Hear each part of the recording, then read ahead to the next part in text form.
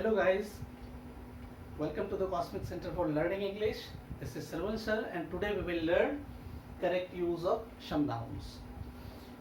Recently I had uploaded one video on number of nouns. This topic is the subtopic of the topic in that particular video. ठीक है कि मैंने एक video upload किया था number of nouns पे, उसी को आगे बढ़ाते हुए इस सब टॉपिक के साथ मैं यहाँ पे उपलब्ध हूँ. ठीक है, तो आज हम लोग ये जानेंगे कि some nouns are always used in singular form and some nouns are always used in plural form, and some nouns are there which are used in singular and plural form both depending upon the condition. ठीक है कि कुछ noun हमेशा singular में प्रयोग में आते हैं और कुछ नाउन्स ऐसे हैं जो हमेशा प्लूरल फॉर्म में प्रयोग में आते हैं, लेकिन कुछ नाउन्स ऐसे भी हैं जो सिंगुलर और प्लूरल दोनों फॉर्म में आते हैं. ठीक है, तो कोई भी कॉमन एरर को अवॉइड करने के लिए और करेक्ट राइटिंग करेक्ट स्पीकिंग के लिए ये बहुत इंपॉर्टेंट है कि हर छोटे छोटे रूल्स को हम जानें. ठीक है, और वर्ड फॉर्म को भी जानें. तो इसमें यहाँ पे आज जो हम लोग जानने वाले हैं पहले कि कुछ नाउन्स ऐसे होते हैं, some nouns are there which are always used in singular form. ठीक है, जो हमेशा सिंगुलर फॉर्म में प्रयोग में आते हैं. इसमें से मैंने कुछ कैटेगराइज कर दिया है. कैटेगराइज करने से क्या होता है फ़ायदा कि it is easy to learn, easy to keep in mind. ये दिमाग में रखना आसान होता है और आप ध्यान से सुनेंगे तो आप शायद अभी ही याद हो जाए आपको, फिर दोबारा देखने की ज़रूरत नहीं पड़ेगी. और एक चीज़ मैं अपने सारे स्टूडेंट से, सारे दोस्तों से कहना चाहूँगा कि आप लाइक शेयर और सब्सक्राइब करना नहीं भूलेंगे, क्योंकि जिस रफ्तार से अभी चल रहा है उम्मीद करता हूँ कि आगे अच्छा ही हो. मैं लाइव स्ट्रीमिंग की प्रतीक्षा कर रहा हूँ, उसके लिए 1000 सब्सक्राइबर की ज़रूरत है. जब तक 1000 सब्सक्राइबर नहीं हो सकता मैं आपके साथ, आप लोगों के साथ लाइव नहीं आ सकता. और मैं कितना बेनिफिट दे पा रहा हूँ अभी ये तो मुझे पता नहीं, अभी तो बेसिक है, मैं स्टार्ट ही अभी 1 वीक हुआ ही है, तो अभी मैं ज़्यादा उम्मीद भी नहीं करता. लेकिन जब धीरे धीरे जैसे एडवांस होता जाएगा, सारा चीज़ ज़्यादा मेच्योर होता जाएगा, ठीक है, तो फिर मैं ज़्यादा बेनिफिट आपको दे पाऊँगा जब लाइव हम लोग सामने आएंगे. क्योंकि आप कितने बेनिफिट ले पा रहे हो, कितने बेनिफिटेड हो रहे हो, ये मुझे पता नहीं चल रहा है. कमेंट बॉक्स में कमेंट भी आपके कम आ रहे हैं, फीडबैक मुझे मिलना चाहिए. ठीक है, लेकिन जब लाइव होंगे तो उस समय मैं अपने रियल फॉर्म में आ पाऊँगा. अभी मैं बहुत बेसिक से स्टार्ट कर रहा हूँ, क्योंकि जो चीज़ें मुझे बताना है आगे जब एडवांस में लेके चलूँगा मैं, तो उससे पहले ज़रूरी होता है कि उसके पीछे की चीज़ों का एक रिकैपिचुलेशन अगर आप पढ़े हैं. तो कुछ ऐसे भी स्टूडेंट्स हैं, बहुत सारे ऐसे स्टूडेंट्स हैं हमारे हिंदी मीडियम स्कूल से और इवन CBSE स्कूल से, इंग्लिश मीडियम स्कूल से, जिनका बेसिक बहुत अच्छा नहीं रहता है. ठीक है, तो उन लोगों के लिए ये हेल्पफुल होगा और जो जानते हैं उनके लिए रिकैपिचुलेशन अभी हो रहा है. तो चलिए हम लोग आते हैं टॉपिक में. Let's get into the topic. Now see, all the nouns have been classified into 5 categories. We already know: proper noun, common noun, collective noun, abstract noun and material noun. Again, these 5 categories have been classified into mainly 2 categories: one countable and non-countable. Okay, countable and uncountable noun.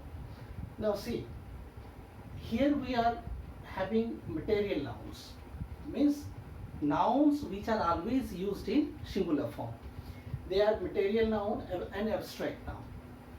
Material noun, for example, butter, tea, cheese, glass, wine, bread, etc. They are always used in singular. Okay. Second, abstract noun: freedom, wisdom, poverty, length, humanity, etc. ठीक है, ये abstract noun Hindi में आप लोग पढ़े होंगे. Material noun मतलब द्रव्यवाचक संज्ञा. ठीक है, और ये एब्स्ट्रैक्ट नाउन में होता है भाववाचक संज्ञा. तो मटेरियल नाउन उसको कहते हैं जिसको हम लोग मेजर कर सकते हैं, जिसको वे कर सकते हैं, हम लोग वजन कर सकते हैं, लेकिन which can not be counted, जिसको हम लोग गिन नहीं सकते. दूसरा एब्स्ट्रैक्ट नाउन किसको कहते हैं? एब्स्ट्रैक्ट नाउन हमारे जो भाव होते हैं, ठीक है, हमारे इमोशंस फीलिंग का जो एक नाम दिया जाता है, ठीक है, उसको हम क्या कहते हैं, भाववाचक संज्ञा। तो यहाँ पे एब्स्ट्रैक्ट नाउन है और मटेरियल नाउन है, ये हमेशा सिंगुलर में प्रयोग में आता है। लेकिन अब एब्स्ट्रैक्ट नाउन कुछ ऐसे हैं जिसको हम कैटेगराइज हमने कर दिया ताकि आप आसानी से उसको लर्न कर सकते हैं। फॉर एग्जाम्पल कि कुछ ऐसे एब्स्ट्रैक्ट नाउन हैं जो एडजेक्टिव से बनाए गए हैं। ये पता होना चाहिए कि एडजेक्टिव से जितने भी नाउन बनाएंगे और वो अगर एब्स्ट्रैक्ट होता है तो हमेशा सिंगुलर में प्रयोग होता है। Means always they will be used in singular form. For example, freedom. Freedom has been made from free. Free is an adjective. Similarly, wise is an adjective, and from wise we have made here wisdom. Poor is an adjective, and we have made poverty out from poor. Long is an adjective, and here is length. Long से यहाँ पे length बना है। इस तरह से human adjective है और उसके लिए हमने ह्यूमैनिटी यहाँ पे लिखा है, मतलब उससे बनाया गया। जो एडजेक्टिव से जितने भी नाउन्स बनाए जाते हैं वो एब्स्ट्रैक्ट है, they are always used in singular form. ठीक है, next is nouns made from verbs. ऐसे नाउन्स जिसको वर्ब से बनाया गया है, ठीक है, जिसको वर्ब से नाउन बनाया गया है।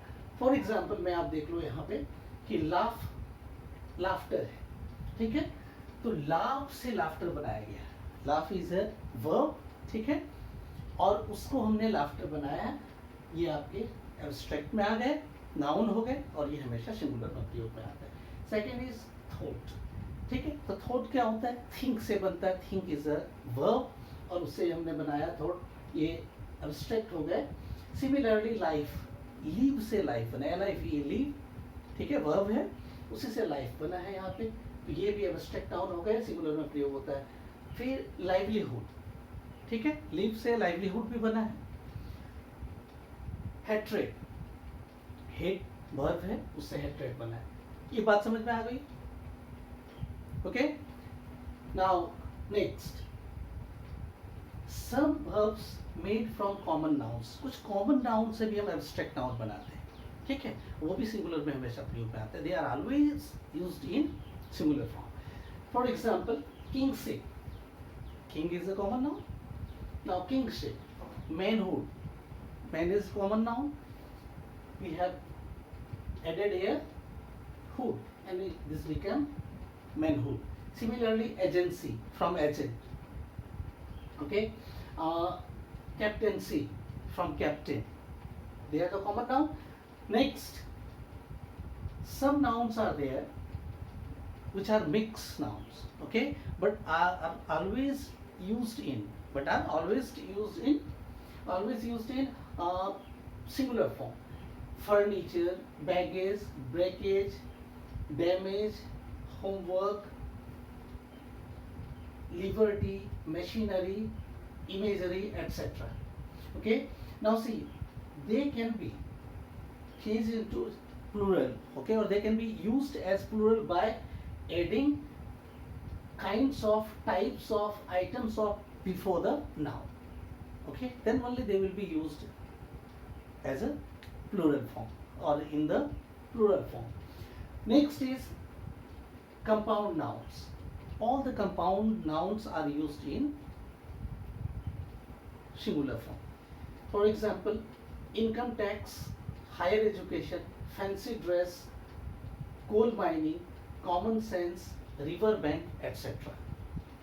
Except these all, some name of some subjects are there, ठीक है, इसके अलावे कुछ विषय के नाम हैं, जैसे मैथमेटिक्स, फिजिक्स, इकोनॉमिक्स, सिविक्स, ठीक है, ये दिखने में प्लूरल लगते हैं लेकिन ये हमेशा प्रयोग में सिंगुलर होता है, ठीक है, तो they are also used in singular form. Next, name of some disease, जैसे देख लो मीजल्स, डायबिटीज, ठीक है, मम्स, रेबीज, एट्सेट्रा, ये सारे डिजीज हैं, ये प्लूरल फॉर्म में दिखते हैं लेकिन हमेशा से यूज कैसे होते हैं, सिंगुलर फॉर्म। ये बात समझ गई?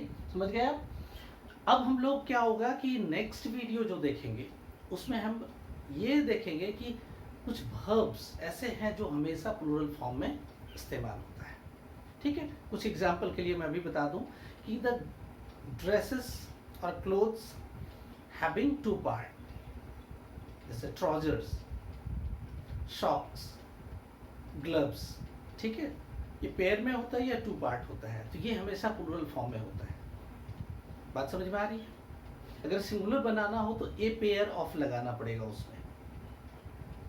बात समझ में आ रही है? सिंगुलर करने के लिए उसके पहले ए पेयर ऑफ हमें लगाना पड़ेगा, नहीं तो फिर वो हमेशा प्लूरल में इस्तेमाल होता है। फिर tools having two part, scissors, ठीक है, सीजर्स जानते हो ना, तो ये कुछ टूल्स हैं, कुछ इस तरह के ड्रेसेस हैं जिसके दो भाग होते हैं या पेयर होता है, वो हमेशा प्रयोग में प्लूरल में आता है।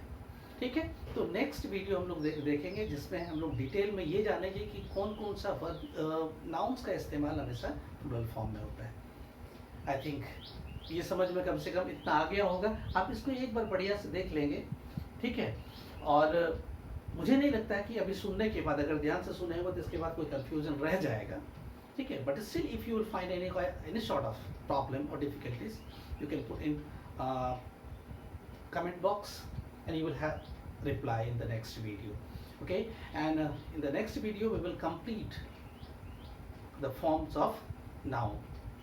Thank you, bye bye.